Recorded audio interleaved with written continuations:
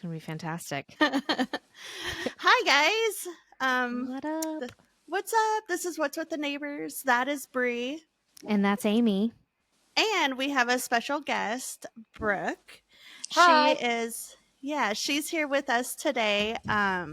She has a hometown horror that we asked her to share. But before we get into that, we're going to do our normal questioning and neighborhood stories and whatnot. So Brie, I have a question for you. Okay. And Brooke, I have a question for you too.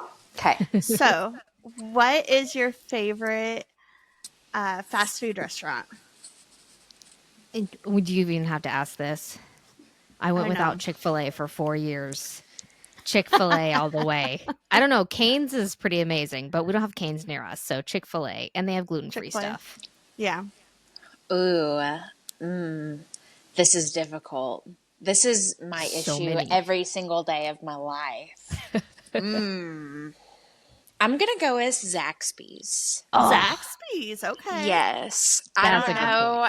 I have such a weird, chicken aversion, I guess. I'm very weird about my chicken, but I love Zaxby's chicken. Okay. Never fails me. They got good chicken. And their toast. Go ahead, Amy. Oh, Zaxby's, I was going to ask. I've never had it. So that's it's like Chick-fil-A and Cane's, correct? Like it's wings. Oh, it's wings. Okay. And they have chicken fingers, I think, right? Yeah, that's mostly what I get is chicken, the chicken tender, the big chicken tenders. They have salads and all the things. And toast. Oh, okay. And toast. A big, thick slice of toast. Which is like Cane's. That part is like Cane's. Okay. All right. Mine is In-N-Out, but that's because I'm from the West Coast. So. In-N-Out is pretty good. The couple of times that I've had it, I like where you can get like the sauteed onions on the burger. Yeah. The more the better. It's pretty good. I've never had In-N-Out. I will say it really went in and then out though when I had it. So no, I don't believe that. I also am allergic to gluten, so I probably shouldn't have eaten it. Oh, yeah, that's definitely it. You can do like the lettuce wrap, but it's not the same without the bun. I'm not gonna go spend money on a burger and get a lettuce wrap. No. Sorry. No. Brie, who's going first this week? Neighborhood story. I've got mine pulled up. Okay, go ahead. Okay, so this is I don't know if you know, but we do a neighborhood story each week. We research a story that's going through a neighborhood.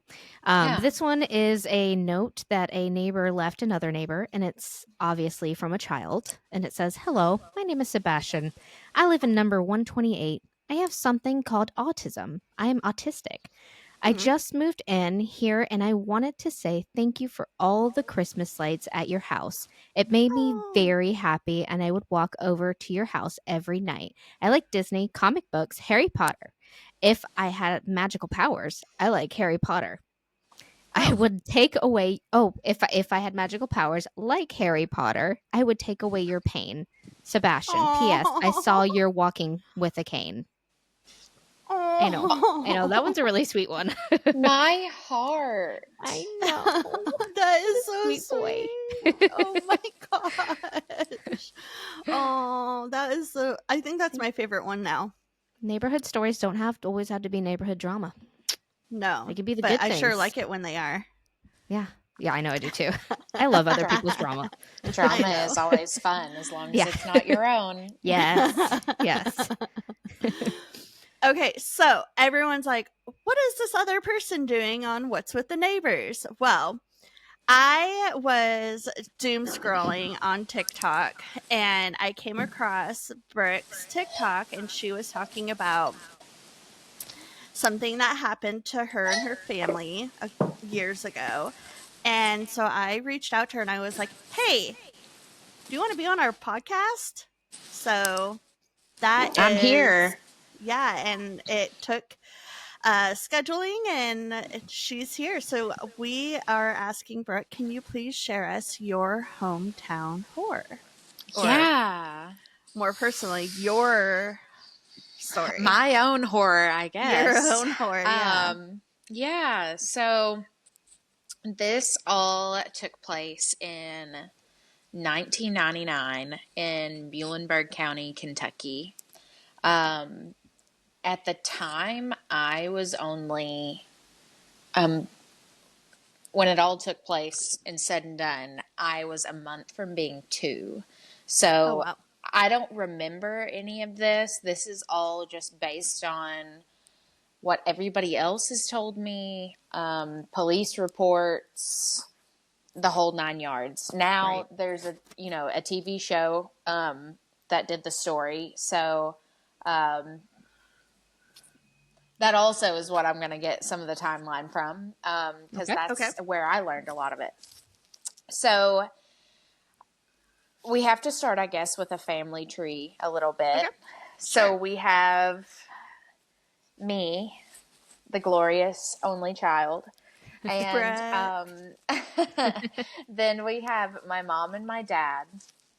Then this is all going to be on my dad's side.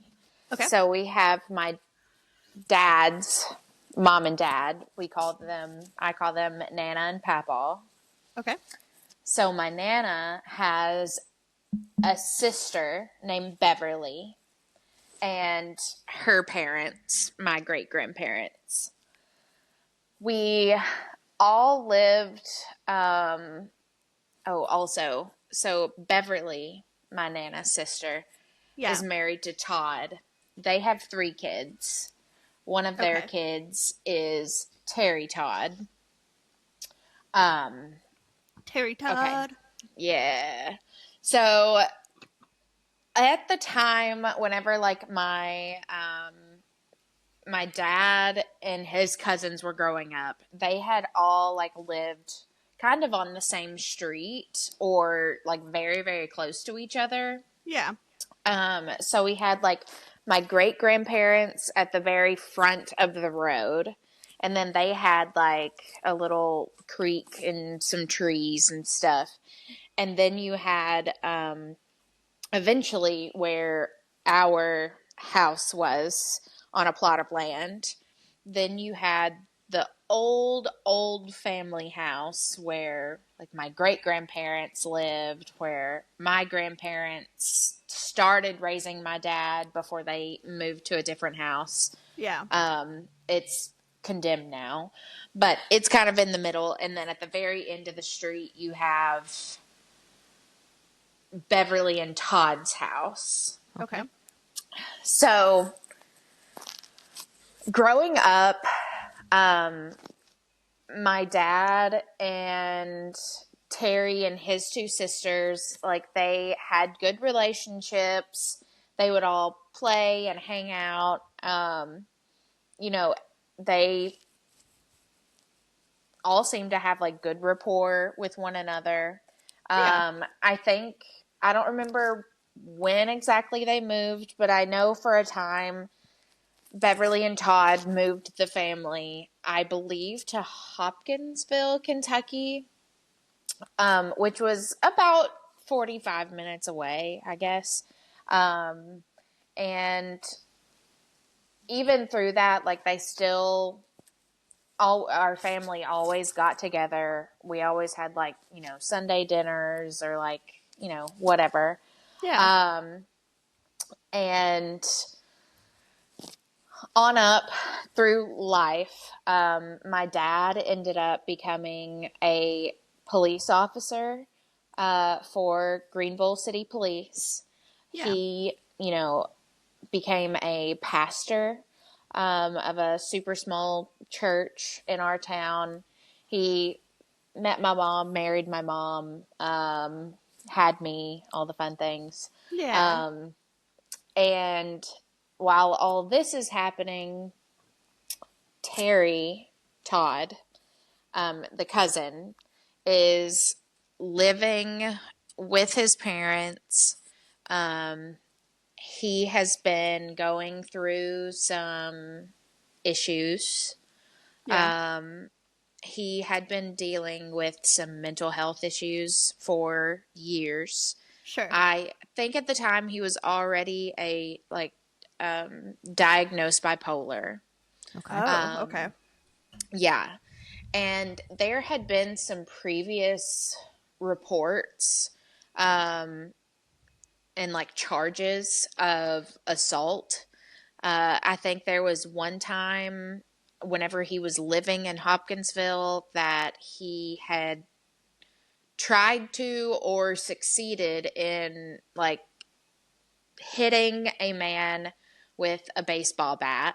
Oh God. And then another time I believe he had like thrown a brick at a police vehicle. Ooh. Oh my gosh. Yeah. Apparently he maybe wasn't hanging out with the best of people. We don't Clearly. know. Yeah, we don't know if these people in this other town, like if they were doing drugs or like what they're doing, but we know it wasn't good. Right. So for a time, he had started, this is Terry Todd, he had started getting, I guess, a little more scary than usual. He maybe was having a lot more like mood swings than usual. And I guess my mom had started becoming freaked out. So Yeah. she tells my dad, you know, who she thinks is one, my husband, and he's going to protect me, and like two, he's a police officer, so like he's going to know what to do. That she feels really freaked out, and she doesn't feel like safe at home whenever he's not home. She doesn't feel safe having me there with just us two, since we're like neighbors. Yeah.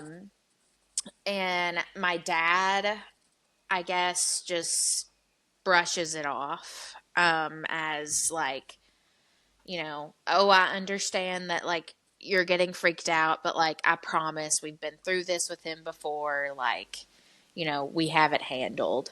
Right. Yeah. So Can you hear that? Sorry. Can you hear the No. rain? Okay, just making sure it's not too loud. Mm-mm. All right. So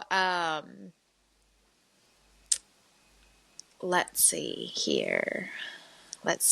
Oh, yes. So I think what had happened was, I think the throwing the brick at the cop car, that was what I think initially prompted them to say like, oh no, he like is really not having a good time. They don't know if it has to do with his bipolar disorder, what it was. He wasn't in his right mind.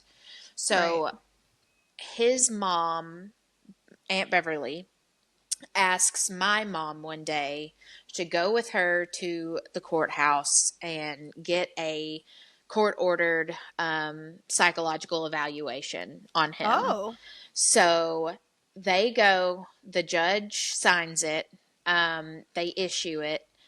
My dad, being police officer, sees it and he says, you know, I'm going to go ahead and issue this. I'll take him in. We're family. Hopefully this will go a lot more smoothly if it's coming from someone that, you know, he knows and loves. Right. Yeah. So whenever they all get there, my dad and a couple other officers get to the house.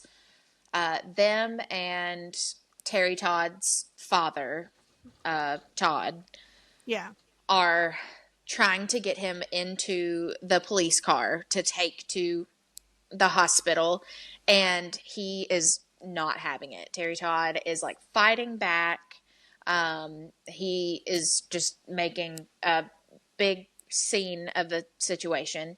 And I think they eventually had to tase him to like get him in the cop car because he was being so violent. Yeah. So they take him to Western State Hospital in Hopkinsville, Kentucky, and he has a 72-hour hold. after that 72-hour hold, he is released, and they're saying, just make sure that he's taking his medicine. But we do not think that he is, necessarily a danger to himself or others. Oh, okay. Also, side note, I did some research into like what was going on in psychiatric hospitals in 1999 whenever this was happening.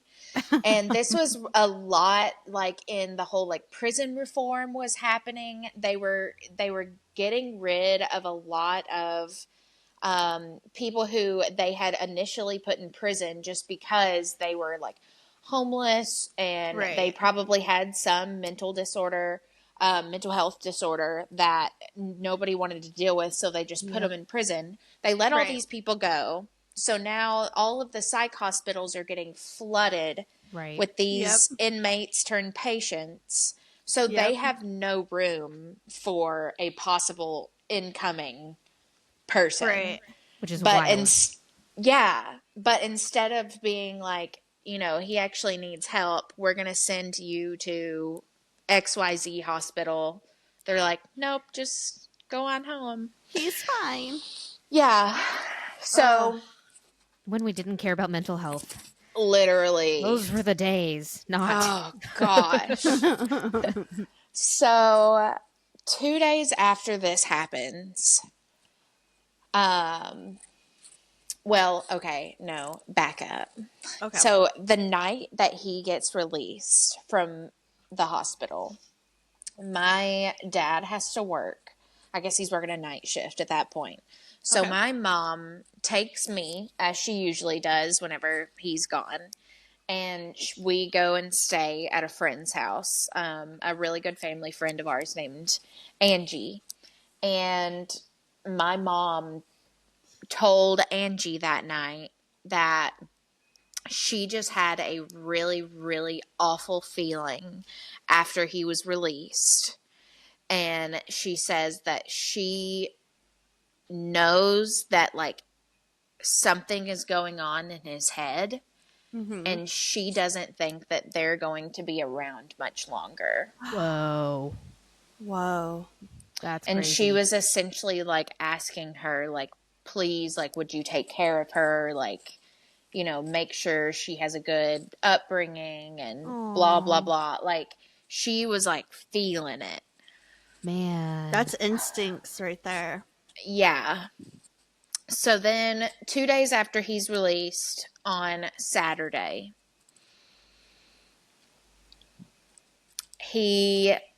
I think his mom was gone somewhere during the day. Her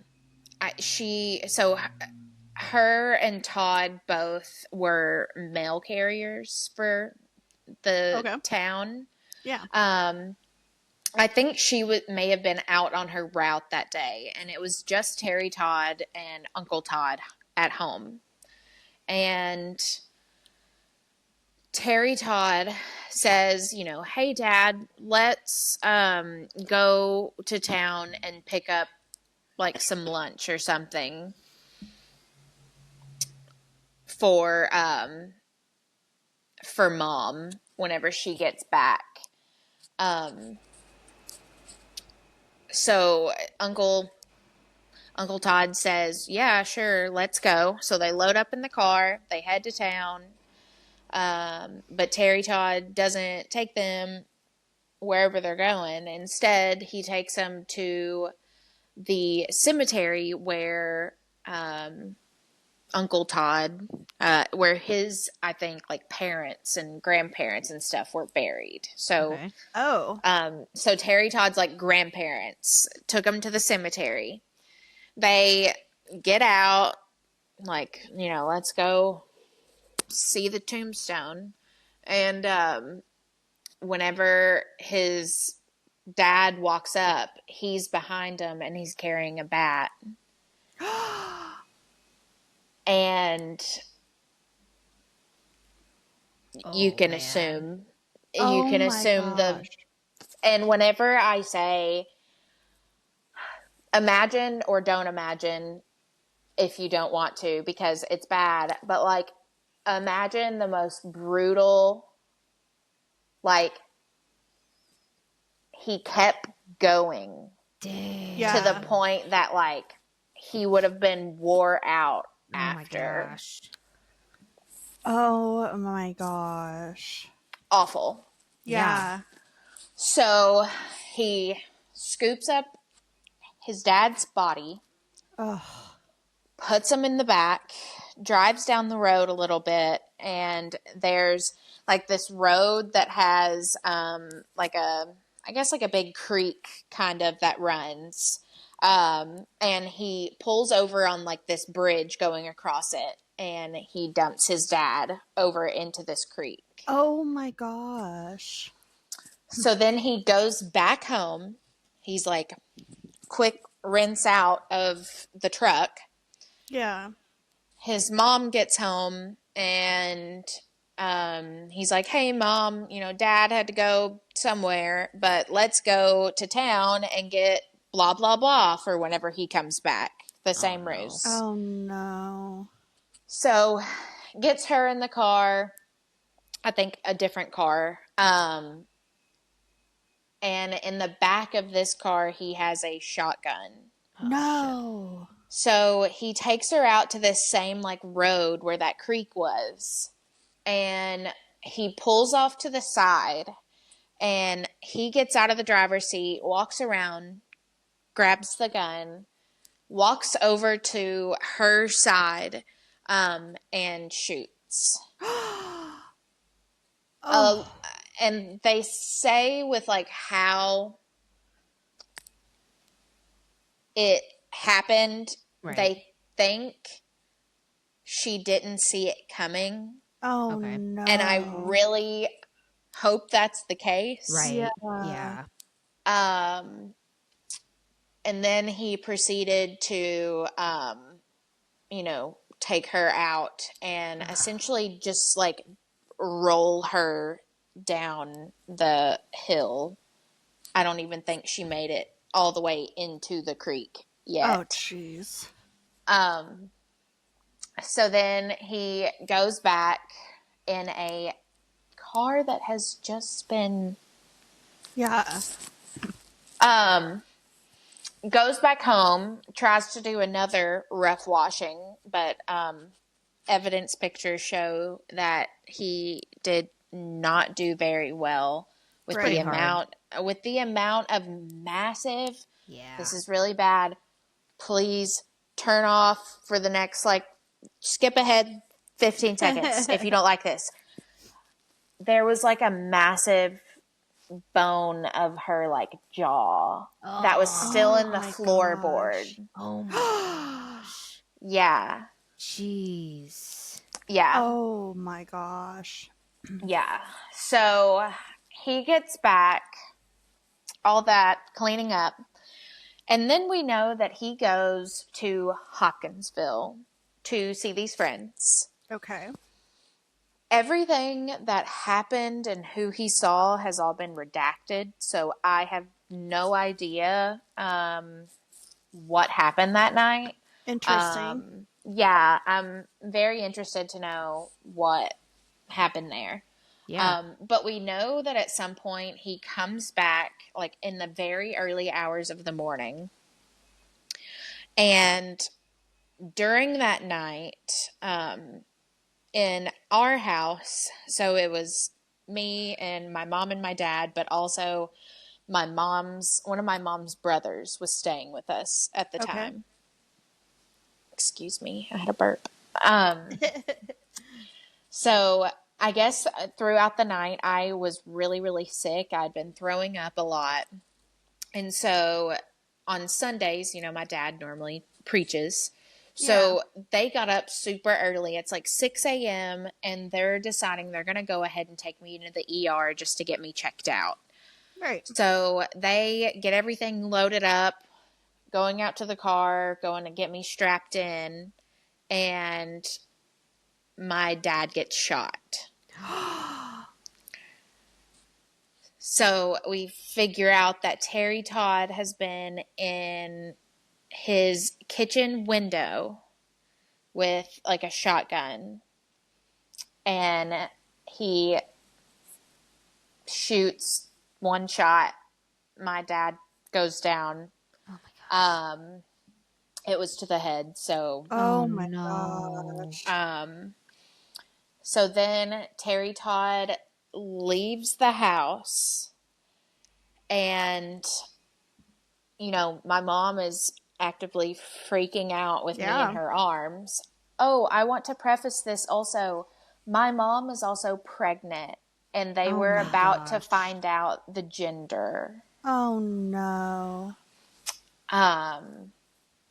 So he walks out of the house, and he tells her to give me to him, and she's saying absolutely not.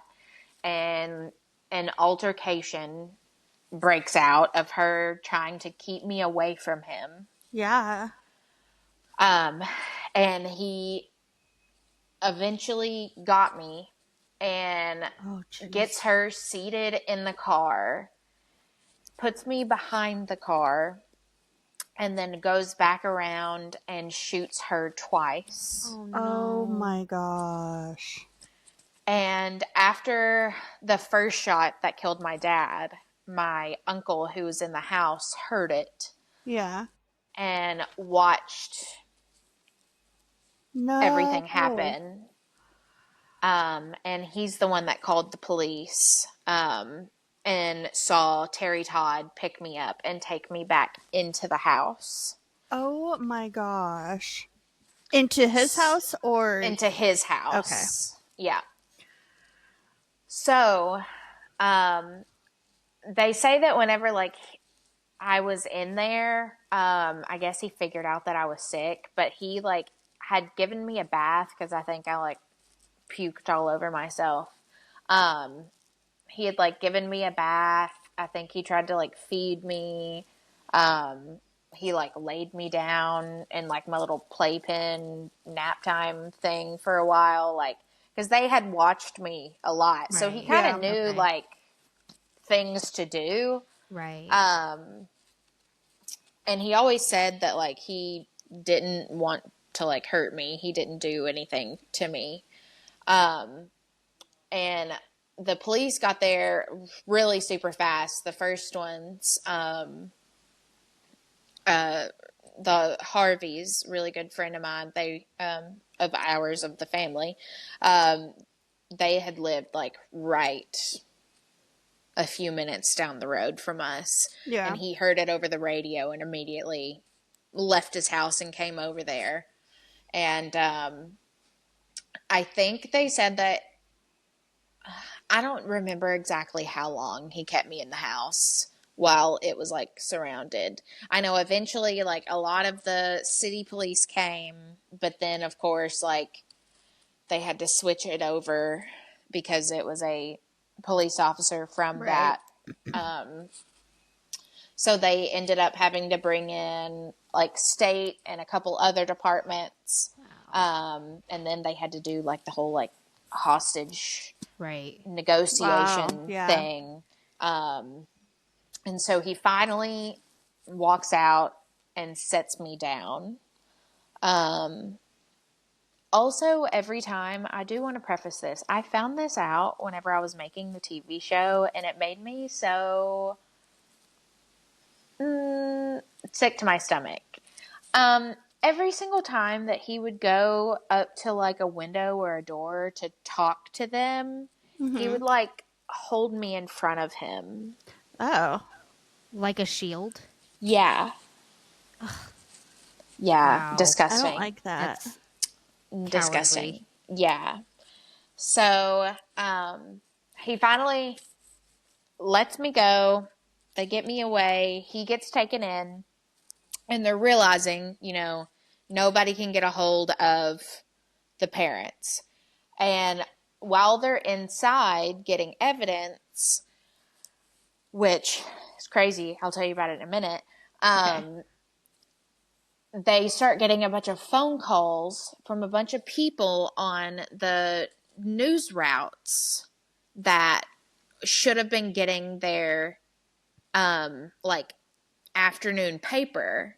from, Yeah. I guess, like his dad would have been, his mom or his dad would have been the afternoon. And nobody was getting their stuff. So then they go and ask him, they realize that they're going to have to ask him, you know, this is now like a missing person situation. Right. They also find inside the house before they get him to the station, that he had apparently been getting a bunch of, and it breaks my heart because I have one, a bunch of pit bulls that he had kept caged down in the basement. Oh. Yeah. That he was, I guess, like training to be very not. What? It's very, very sad. Very, very sad.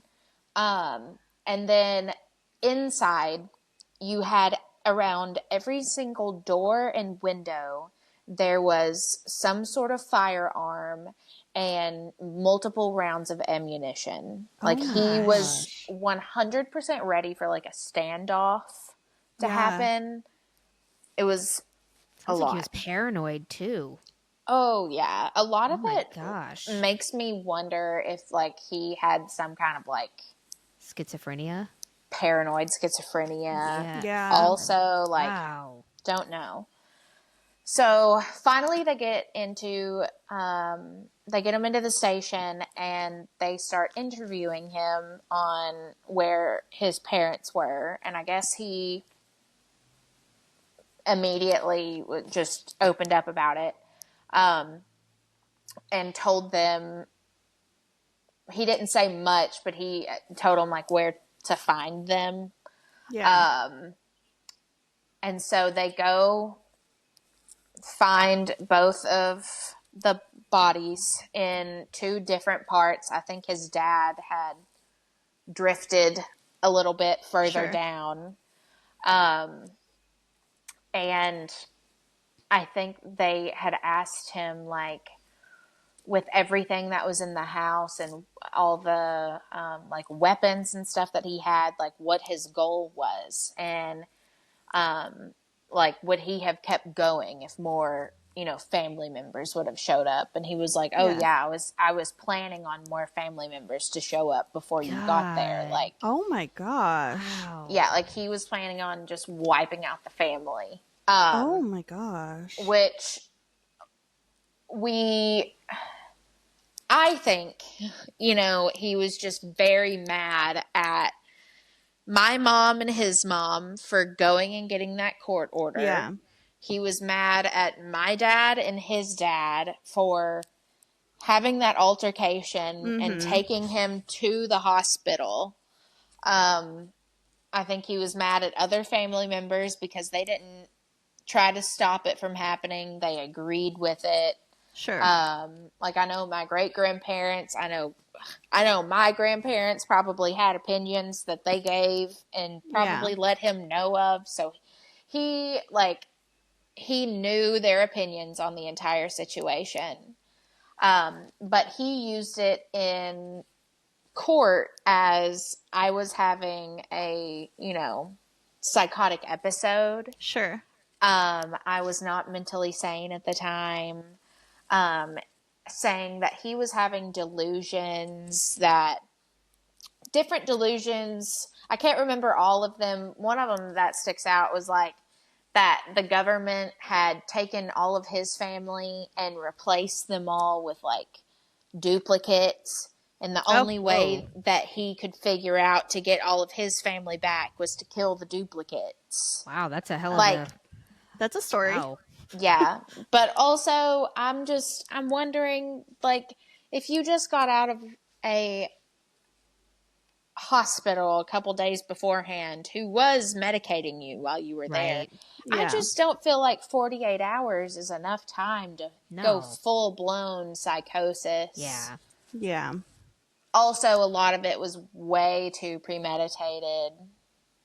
Well, with like the ammunition. preparation. Yeah, exactly. All that ammunition, like that's before the hospital stay. Yeah. Like This was like planned. Well, He Yeah. had been angry for a while, I think. I'm sure defense lawyers or whatever attorneys can come up with a lot of reasons. Like, this will make you look better. 100%. I think just enough of his time in, like in therapy, seeing different like psychologists, seeing the doctors in these hospital stays that he had done. I feel like he just really learned exactly what to say to appear insane, essentially. Yeah. Wow. So where is he now? He is currently in prison. He got 4 life sentences. Okay. No possibility of parole. Okay. So, he's somewhere Kentucky State Pen. He's in one of the campuses in the state. I'm surprised he didn't get 5 life sentences because the mom was pregnant. So that was before. Okay. That. Okay. Mm-hmm. My Nana did go to Frankfurt though, and she was one of the ones that like proposed for a bill to pass for that. So right. Oh, I love that. Yeah. Yeah. Good for her. Yeah, she was a force to be reckoned with, for sure. Wow. For sure. But yeah, he's still there. I think he's already had like 1 or 2 heart attacks, but he survived. My gosh. He's still hanging on. Yeah. How old was he when he did this again? He was like mid-20s. Mid-20s, wow. Okay. He was mid-20s. My dad, I believe, was like 27. My mom was 22. Oh, jeez. Yeah. That's awful. I'm sorry. Oh my gosh. That's so raising you. Who raised you? My dad's parents. Your dad's my parents. And my papa. Oh, is that the force to be reckoned with? Yes, very much so. Very much so. Oh, wow. So are you still in the same area or have you moved? I moved a few hours away to my college town, actually. My husband and I both went to the same college. We went to the same high school, went to the same college. And we decided we loved it here, so we bought a house and stayed. Oh, wow. And are you still in like good relationships with your Nana and Papa? So my Nana actually passed my sophomore year of high school. Oh, wow. But my Papa is still here. We still see each other, talk to each other as much as we can. Yeah. Every now and then he'll come into town for haircuts and we'll go out to lunch. But yeah, he has a wife now and they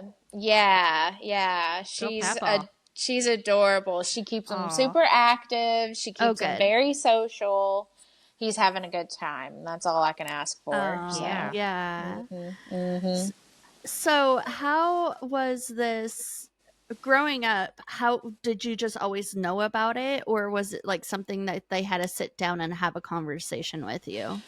Yeah, I feel like I've just known about it ever since I can remember. Which granted, I don't remember a lot also because trauma brain. Trauma. Like a small town, yeah. And that's like my dad also being like a pastor and a police officer. Like everybody knew them. Everybody knew me growing up. I was always compared to like Harry Potter. Also because Harry Potter and I have the exact same birthday. Happy late birthday. Thanks. And, our situations are quite similar with like,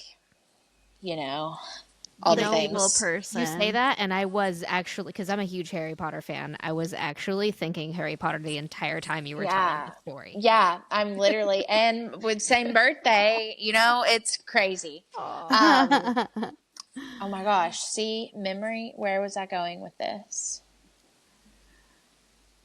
What were you talking about before Harry Potter? Like how you kind of always knew about what happened. Yes. Okay. So, like, as much as I can remember, It's just been everybody knew me. Oh yeah, this is where I got on Harry Potter. I was like the girl who lived. Like all the other kids in class, like I was the one, like her parents got murdered and like, all the things. Yeah. And so anytime I went out in public, everybody's like, is that Joey and Amy's daughter?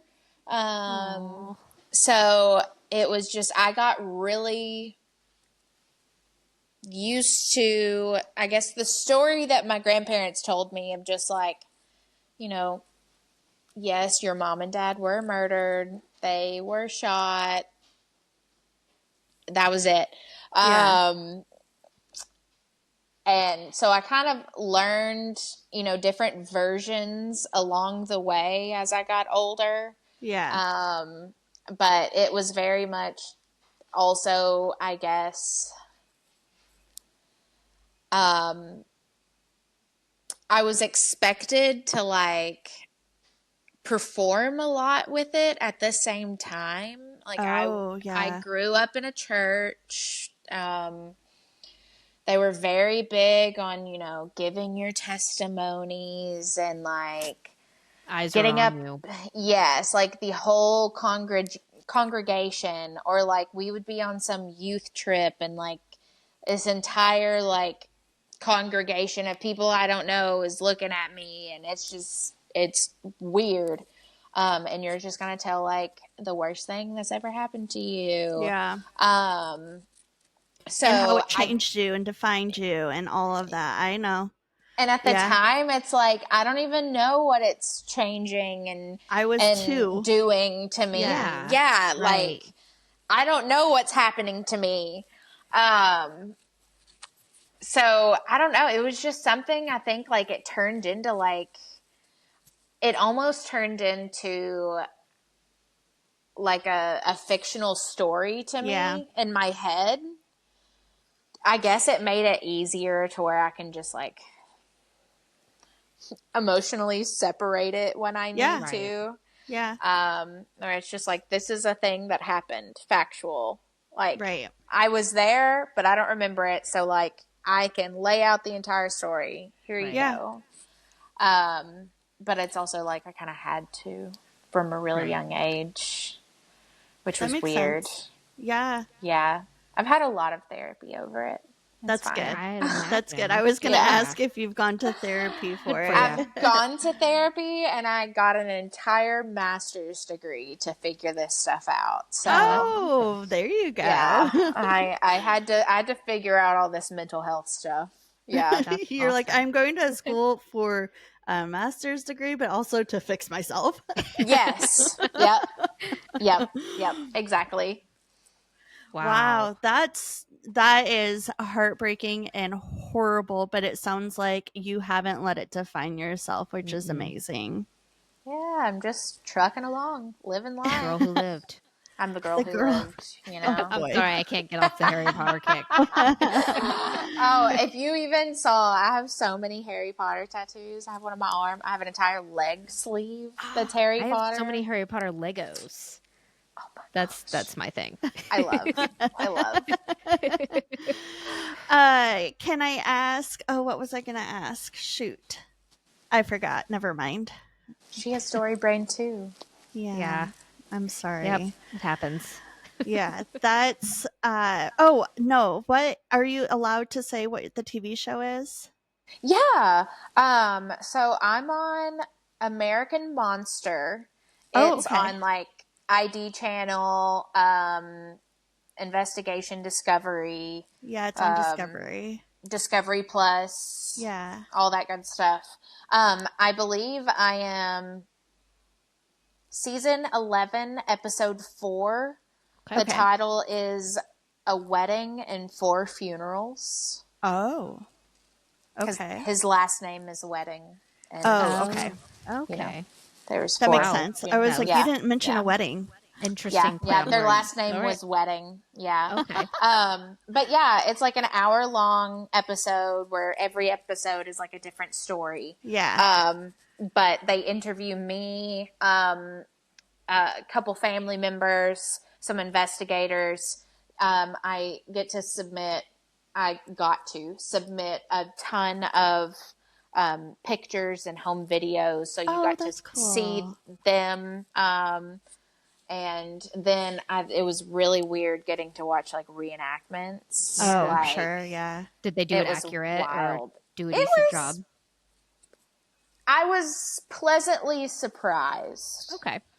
I've heard people doing reenactments of people's experiences, and they're like, they completely missed and messed up everything. Yeah, there was some that was like definitely like that's not right, but a lot of the actual people that they got to do it, I was just like, man, that guy kind of really does look like my dad.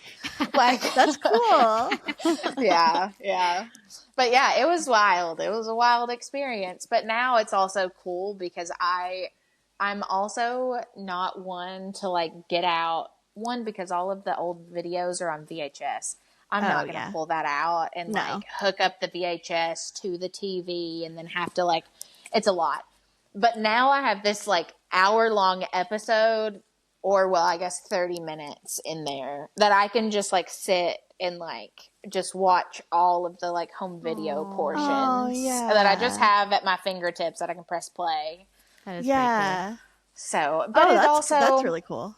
Yeah, but also I'm still very thankful for the TV show because it did answer a lot of questions. That I didn't know before. So wow. Yeah, go watch it. It was done very well, I think. Okay, that's good. Awesome. Okay, I'll check it out after we get off here. Yeah. So.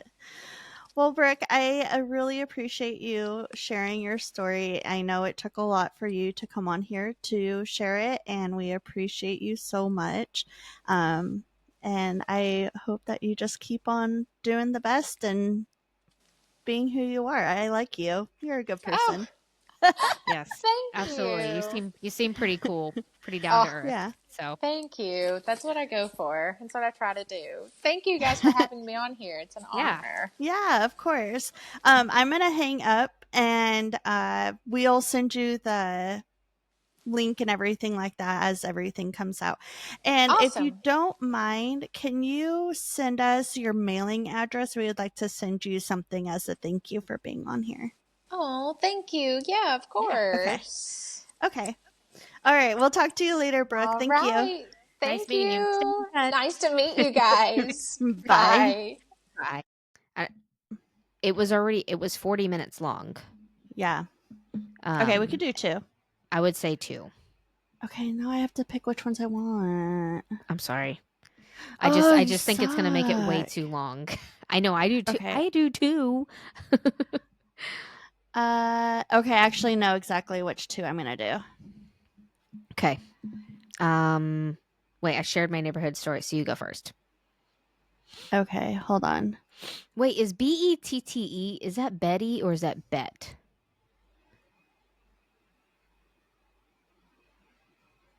Betty, I think. Yeah, it's Betty. That's what I think. Okay. Hold on, I'm deleting my other 2 so I don't get thrown off. Dude, my internet must be sucking ass right now. It doesn't seem like it is. % uploading. Oh, mine's at 9. Oh, mine's 99. Mine's always 99. You're not. It's never you're been not. This low. Oh, mine's lagging. You're not lagging. Yeah. Okay, that's good. Okay, so we'll take all that out. Okay, thank you again, Brooke, for being on with us. Wow, her story was horrific, and I'm just glad that she's doing so well. Yeah, me too. So this is my first neighborhood story. We're only going to share 2 this week because we had such a great interview with Brooke. But so here we go. I got this from BuzzFeed, I think.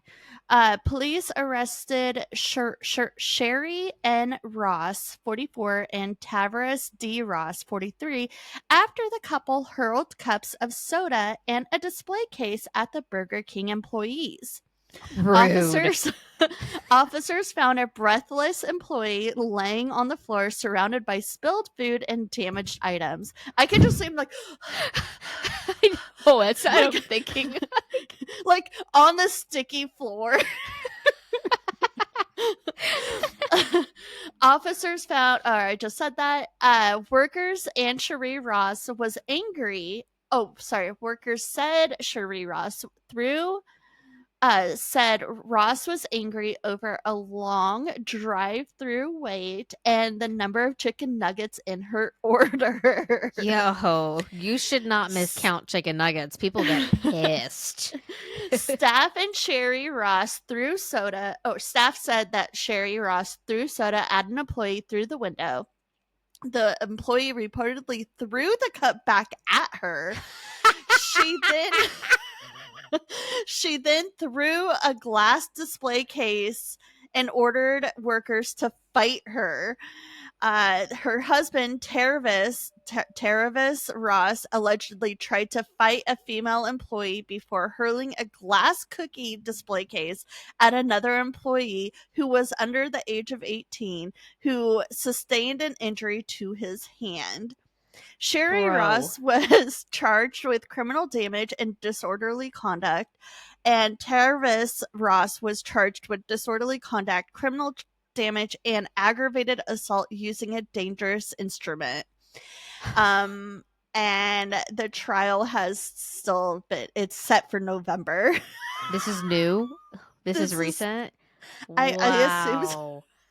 Don't miscount people's nuggets. Don't miscount their nuggets. Also, be fast. It's drive-through. Yes. Fast food means you people go expect quick. it to be fast. It's oh my god! fast. But you took it so far. You took it too far, man. So you're saying they went through the drive-through and then they threw the drink, they got through it back, and then they came in the actual building and threw the display case at them. Oh my god! Oh my god! You know, I know, like, what was it? Christmas. It was like Christmas Eve or something. We were like, whenever it was like the first year I worked for McDonald's. And that's like one of the most packed days, like working there, especially the one that I worked at. And because everybody's trying to get their last minute shopping done. And so, like, we weren't open 24 hours on Christmas Eve. We had to actually shut because normally our store is open 24 hours. And so we had to actually like shut down, and our store was going to close at like 9.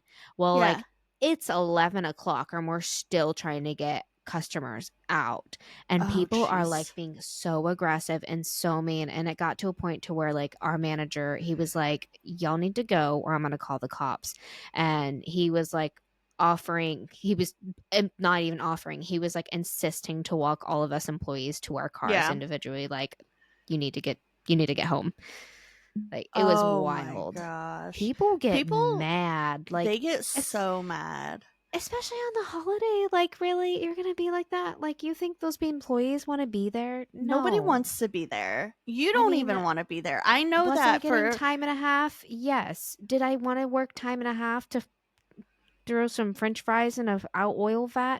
No, I don't care. But like, people don't say like, let's go enjoy ourselves and get McDonald's. Like, you get McDonald's or any fast food, I should say, because it's convenient, right? Like, you're doing it like, so the person doesn't want to be there and the employee doesn't want to be there. Nobody wants to be there, so let's just be civil with each other. Yeah, exactly. I'm always so nice. Me too. Stupid people suck. Oh man, that's hilarious. Okay. So this one is from not an old neighbor, but a neighbor in North Pole. Not actually a neighbor, but she has sent us stories before. She's listened to us from the beginning. Thank you very much for your support. This is from Bet Harvey. Oh, hi, Bet. Or Betty. This is says, "Hi, Bree and Amy. This is Betty Harvey. I wanted to share my most recent experience with a spirit. I live in North Pole, Alaska, and I work at a local gas station. I'd heard many stories about a male spirit that makes himself known, especially at night. I know who this person is. Do you really? Is it at Badger Gas? I think it's Badger Gas. Yeah. Oh, no. Okay, that's what I was thinking, because I know we would talk to the employees there. Yeah. Sorry. It might be. Go ahead. No, you're good. They named the spirit Charlie. He normally is heard early in the morning or late evenings when the store is just opening or closing. He has been heard yelling swear words or whistling. The glass doors Oh. to the cooler are heard opening and shutting. Even a shadow has been seen walking to the back. As I said before, he isn't active with customers or noticed as much except on this one day. I was behind the counter helping a customer. My coworker was next to me. To the left of the customer, and to the left of the customer are a set of sunglass cases and a box of pull tab fire starters, which are a small brick with a string attached.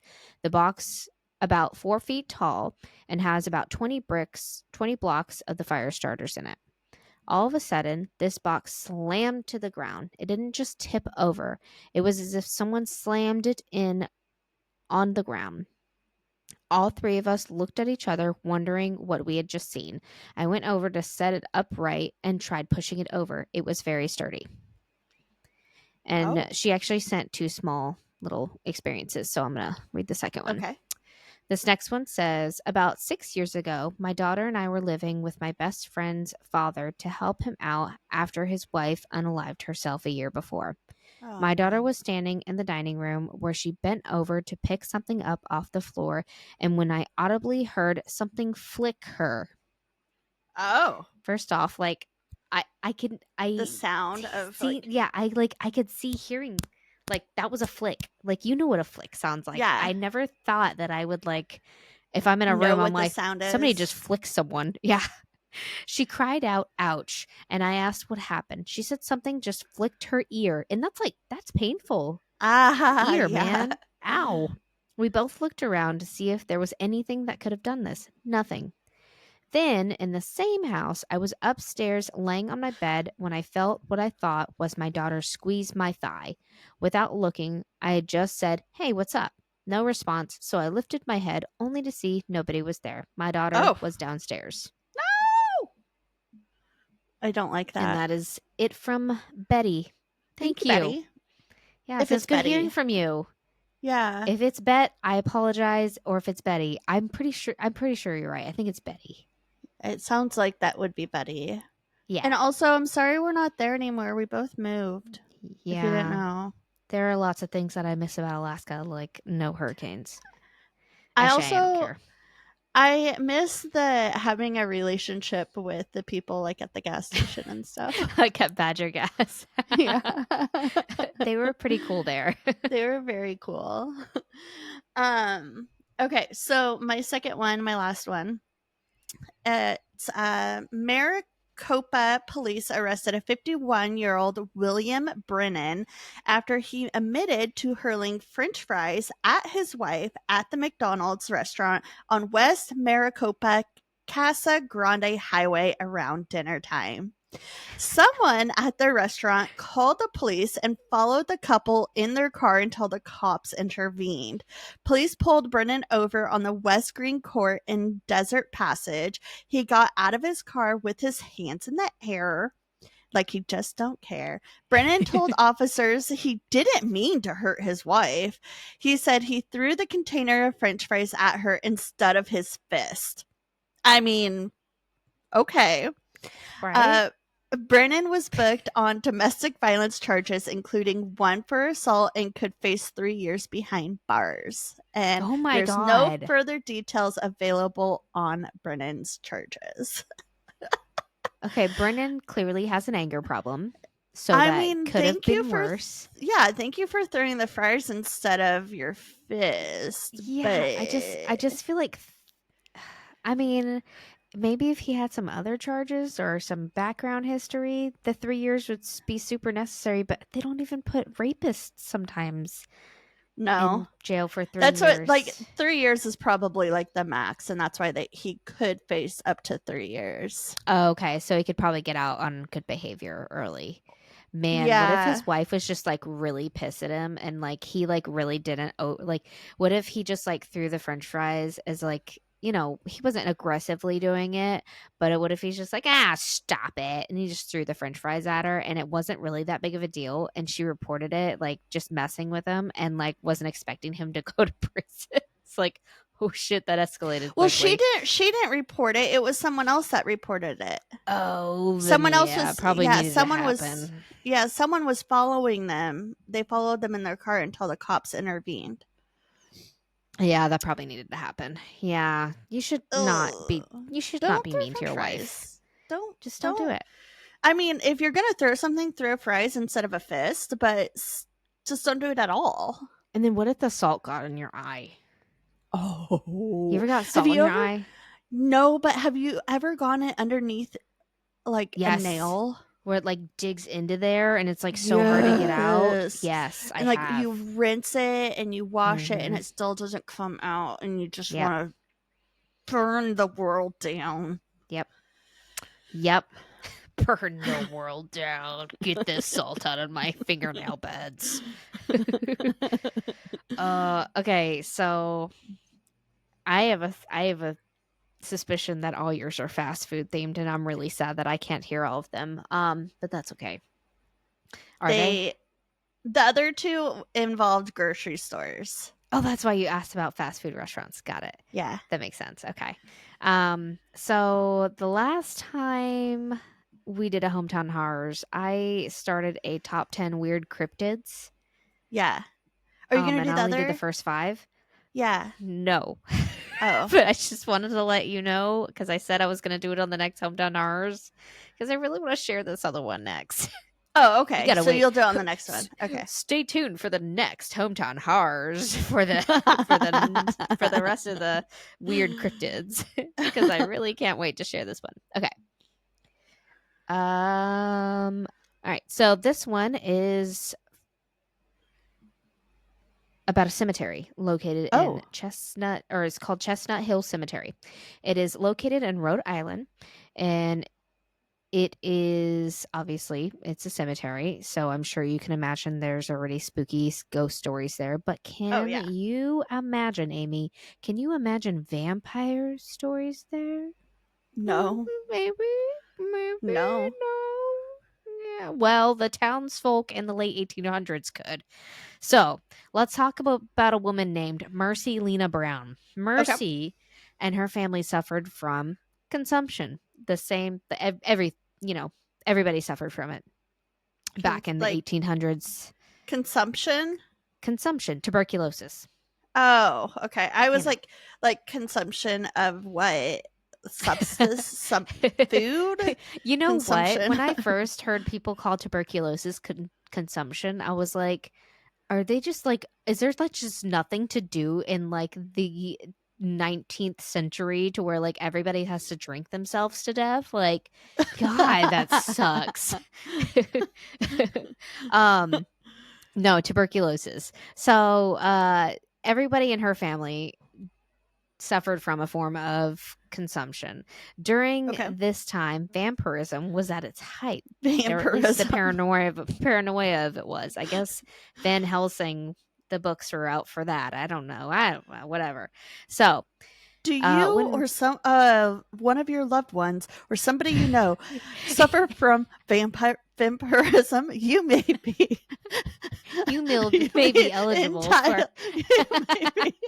eligible for compensation up to 500 pounds of blood. Sorry. 500 pounds of blood. Oh, that was good. That was good. So during wait, I already said that. When Mercy passed, because she died from tuberculosis, the town believed that the family developed the disease because one of them was a vampire. Clearly, that is the logical reason. Like they all died from consumption, even though everybody else was dying consumption. So one of them had to be a vampire. Yeah, makes sense. Anytime more than one member passed, they believed that this was the cause. So they exhumed their bodies because they didn't know which one it was. And they wanted to find out which one was the vampire. Oh, boy. When they opened the crypt, they found decomposing bodies, except for one. It was Mercy. Her hair had appeared to have grown, and she still had blood in her heart. This obviously scientifically confirmed that she was a vampire. That checks out. Studies show. So there was a poll done and everything. So, what did they do, you ask? Well, the logical torch-holding townsfolk went and No, cut they out did her not stab her. heart No! and her liver, and then they burned them and made it into a tonic. What did And they then they do with the drank it? tonic? They Did they gave the drink it? tonic, not them, but they gave the tonic to the last surviving brother of their family. No, because they did he had not. consumption, and they were like, this is going to heal you and relieve you of any evil spirits. And, you know, it would have been a great idea if it would have worked, but he died 2 months later. So, because, Oh you my know, he had God. consumption. He wasn't a vampire. They forced Mercy's. this man to drink her. I know, his sister's blood. That's terrible. Ooh. So, Mercy's damaged body was reburied. Since then, people have claimed to see the apparition of Mercy standing by her grave. Duh. She's Yeah. pissed. And one person managed to record her saying, "Let her rest in peace." That is all. Like, I also would say, leave why me would you alone. she died. Leave her be. She's Leave her gone. be. Why do we have to like exhume her body and cut her heart out? Maybe she wasn't all the way dead when they put her in the crypt. If she was in a crypt, yeah, maybe she wasn't all the way dead. And maybe that's why she wasn't all the way decomposed yet. Maybe That's she just horrifying. took some time. It is, yeah. Oh man. Oh my gosh, that was a good one. Thank you. Oh my God. Could you imagine like someone coming up to you and they're like, you have to drink this. And they're like, you're like, well, what is it? And they're like, it's going to heal you. Okay, what is it? You don't want to know. Just what is it? It's Mary Beth's liver and heart and blood. But we made it into a tonic. We put a little rim of salt around the top of it for you. Put a little spritz of vanilla in it. Just go ahead and drink it. It's fine. Don't worry about it. Just chug it. Just chug it. Just down it real quick. It's gonna heal you. It's gonna heal you. This. And you're just like the whole time. Studies show. Studies show. We did a Facebook poll, and one person said that they may have gotten slightly better after consuming a family member's organs. Okay, we've been on here way too long today. So yes. I'm going to share with you my neighborhood story. So it is from next door. And all I got was a clip of this person's comment and then someone commenting off of that comment. So I don't know what the original post was, but it says, what the person one says, my idea is to do the dog a favor and put them down with a happy face.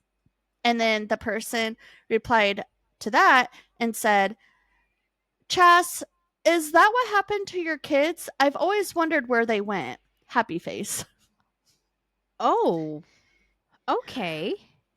All right. Well, sometimes the comments are really the best place to just like.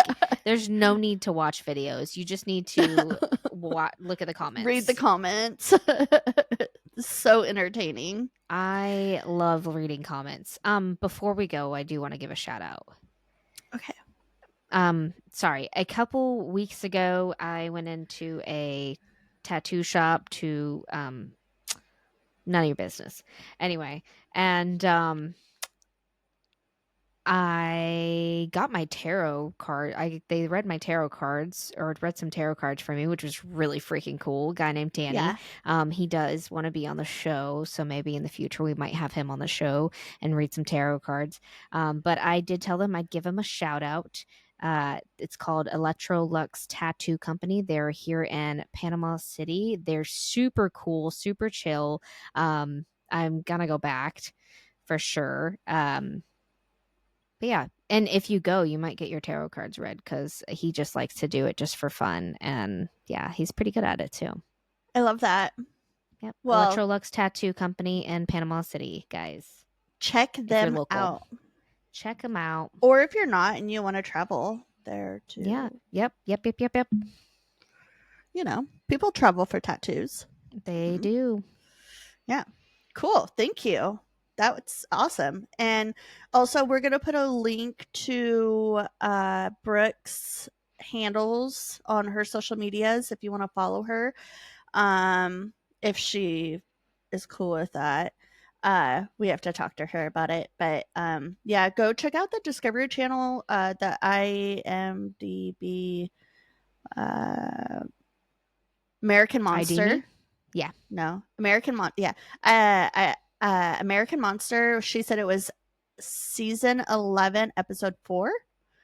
I think so. I believe. Yeah, that so, sounds right. And it's called Wedding and 4 Funerals. Wedding and 4 Funerals. Correct. Yeah. So check it out. That sounds amazing. I'm gonna go watch it like right now. So, Me too. Have you checked in on The Neighbors?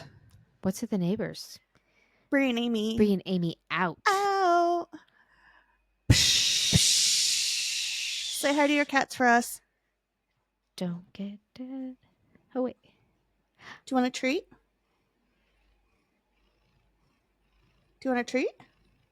Tony, come here. Purring. Tony. I have a cat video that I'll send you of a different cat, one of our neighborhood cats, that meows. Oh, okay. Fun. Okay, cool. Okay. Aww. Don't get dead. Don't get dead. Bye. Goodbye. I also need to tell you,